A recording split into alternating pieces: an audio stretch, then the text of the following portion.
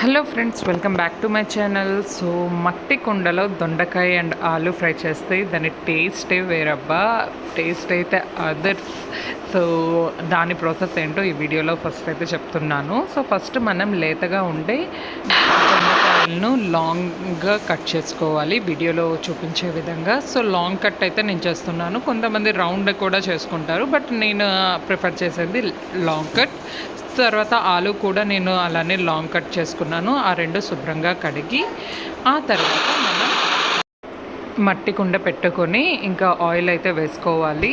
ఇక్కడ నేను ఒక టిప్ కూడా చెప్పాలి అనుకుంటున్నాను. మనం ఎప్పుడు మట్టి కుండలో వండేటప్పుడు మొత్తం హై ఫ్లేమ్లో ఉండకూడదు, కుండ విరిగిపోయే ఛాన్సెస్ ఉన్నాయి. సో చక్కగా లో ఫ్లేమ్లోనే వండుకుంటే ఫుడ్ కూడా చాలా టేస్టీగా వస్తుంది. సో నేనైతే ఇక్కడ పోపు వేసుకున్నాను. పోపు వేసుకున్న తర్వాత ఏవైతే ఆలు అండ్ దొండకాయ ఉన్నాయో అవి కూడా వేసుకున్నాను. చక్కగా కలుపుకోవాలి.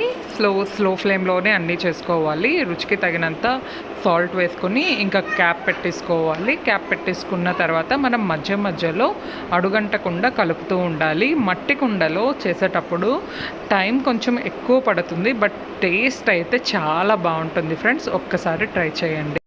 ఆలు మరియు దొండకాయ చక్కగా ఉడికిపోయిన తర్వాత మనకి రుచికి తగినంత ఉప్పు, కారం, మసాలా అండ్ పసుపు కూడా వేసుకొని చక్కగా కలుపుకోవాలి. అంతే. వేడి వేడి పప్పులో కానీ పప్పుచారులో కానీ వేసుకొని తింటే టేస్ట్ చాలా బాగుంటుంది. ఒక్కసారి ట్రై చేయండి. ఐ హోప్ మీకు ఈ వీడియో నచ్చింది అని అనుకుంటున్నాను. Thank you for watching my video.